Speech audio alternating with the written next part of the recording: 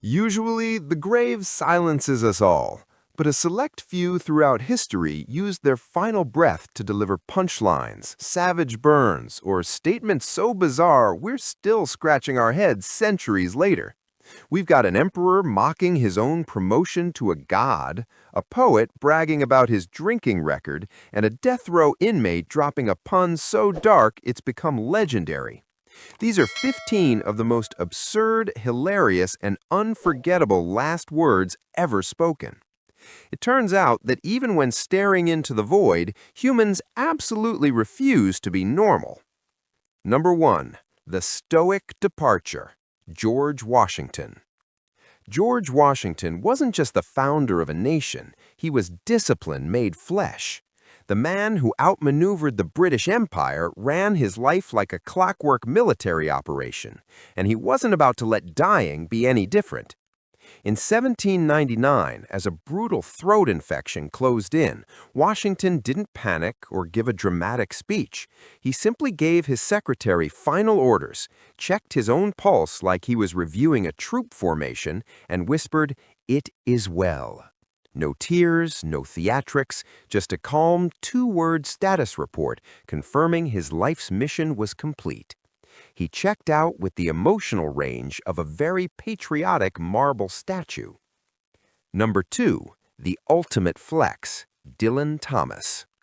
Dylan Thomas was a walking hurricane of Welsh charm and whiskey. His poetry could move you to tears, but his drinking habits made bartenders weep for entirely different reasons. In 1953, after a monumental bender at New York's White Horse Tavern, he stumbled back to his hotel and proudly told his assistant, "I've had 18 straight whiskeys. I think that's the record." Then he collapsed into a coma and never woke up. The man who famously wrote, "Do not go gentle into that good night," went out not fighting the darkness, but bragging about his personal best. It's the most tragic flex in literary history. Number 3. Rejecting the Script. John Barrymore. John Barrymore was Hollywood royalty before the town even knew what a crown was, and John Barrymore was its most legendary drama queen. Famous for his profile and his Olympic-level partying, he treated life like one giant stage play. In 1942, as he lay on his deathbed, a friend leaned in with some gentle words about passing on.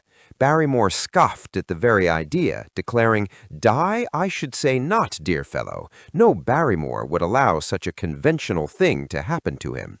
Even facing the Grim Reaper, he rejected death as too cliché and boring for someone of his star power. Number 4. Brand loyalty. Jack Daniel. Jack Daniel didn't just make whiskey, he became the brand. His death story is as wild as his label.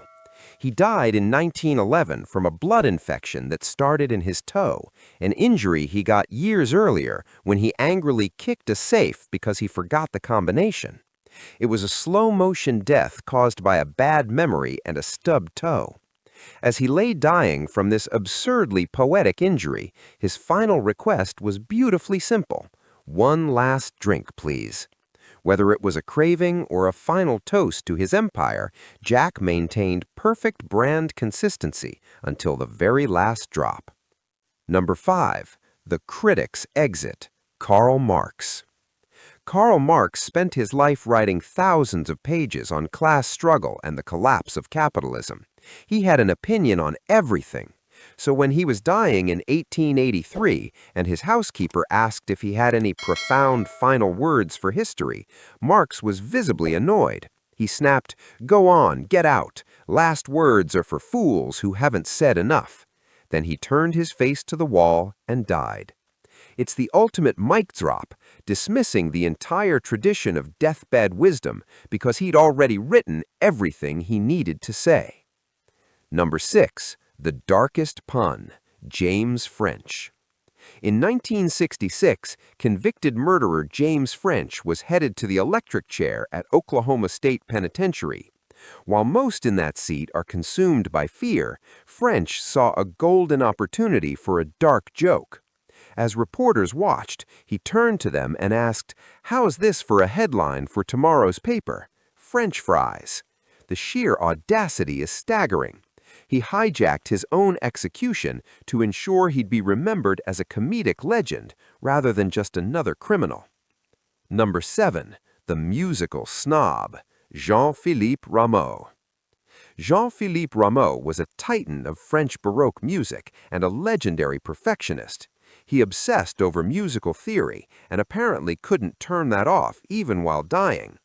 In 1764, as a priest sang the last rites by his bed, Rameau wasn't offended by death. He was offended by the priest's terrible pitch. He summoned his final energy to bark, "What the devil are you singing to me, priest? You are out of tune." His final act was giving unsolicited feedback on a performance at his own funeral. Talk about commitment to the craft. Number 8. The ultimate boredom, Winston Churchill. Winston Churchill was a force of nature that dragged a nation through World War II on pure willpower. After 90 years of fighting Nazis, political rivals, and his own limitations, the great lion finally had enough. Before slipping into his final coma in 1965, he uttered 5 devastatingly simple words: "I am bored of it all." The man who rallied the world with roaring defiance finished his story with the ultimate admission of exhaustion. The fight was over, and Winston was ready to clock out. Number 9. Mixing regrets. Humphrey Bogart defined cool. He was the quintessential tough guy, rarely seen without a cigarette or a glass of scotch. When esophageal cancer finally caught up to him, his famous wit stayed bone dry. According to his wife, Lauren Bacall, his last words were a perfect piece of self-commentary. "I should never have switched from scotch to martinis." He didn't get philosophical. He just delivered one last sardonic observation about his own lifestyle choices. Number 10. The scientific method, Richard Feynman.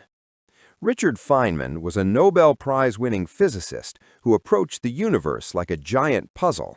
When cancer was finishing him off in 1988, he analyzed his own death with the same detached curiosity he applied to quantum mechanics.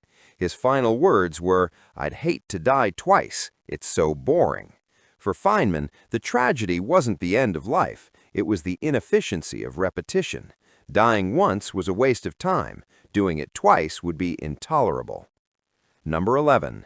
The beta tester, Steve Jobs. Steve Jobs spent his life as a relentless perfectionist, demanding that every product be insanely great. In 2011, as he faced the end, the master presenter gave one final, cryptic keynote. According to his sister, Jobs looked past his family into an invisible distance and whispered with genuine awe, "Oh wow, oh wow, oh wow." From the man who spent decades showing us the future, this was the ultimate product review. Whatever he saw in that one more thing moment apparently exceeded even his impossibly high standards. Number 12. The random variable, James Tybridge. If Steve Jobs was mysterious, James Tybridge was baffling. In 1996, this convicted murderer was strapped in for a lethal injection. He began his final statement with a touching message, "I love my family."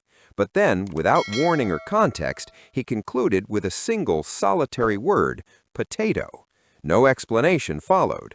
Was it a code? A random neural misfire? A sudden craving? We will never know. But he achieved immortality through a completely nonsensical vegetable reference. Number 13. The final prediction, Nostradamus. Nostradamus made a career out of spooky, cryptic prophecies about the end of the world, but his most accurate forecast was his own schedule. One evening in 1566, he calmly told his secretary, "You will not find me alive at sunrise." There was no drama or symbolism, just a straightforward weather report for his own mortality. The next morning, he was found dead exactly as predicted. It was the perfect professional exit for history's most famous prophet. Number 14. Sarcastic sanctity, Emperor Vespasian. In ancient Rome, dead emperors were often officially declared gods. Vespasian, a practical ruler from humble origins, found this tradition hilarious. As he felt his life fading in 79 AD, he rolled his eyes at the imperial pomposity surrounding him and muttered, "Oh dear, I think I'm becoming a god." He mocked his own deification while actively dying, the ultimate mic drop from a man who never bought into his own hype. Number 15. The Fatal Fact Check, General John Sedgwick. History loves irony, but few reached the tragic perfection of Union General John Sedgwick. During the American Civil War, Sedgwick was ordering his troops around while they instinctively ducked from Confederate sniper fire. Annoyed by their cowardice, he stood tall and mocked them. "What? Men dodging this way for single bullets? What will you do when they open fire along the whole line?" Then he famously added, "They couldn't hit an elephant at this distance." Seconds later, a sniper bullet struck him under the eye. The universe delivered an immediate, brutal fact check, cementing his final words as the most perfectly timed punchline in military history. History proves that people stay weird until the very end. Now I want to know, if you had to go out with one final sentence that captures exactly who you are, what would it be? Drop your honest last words in the comments. The weirder, the better. Hit subscribe if you want more historical chaos, and I'll see you in the next one.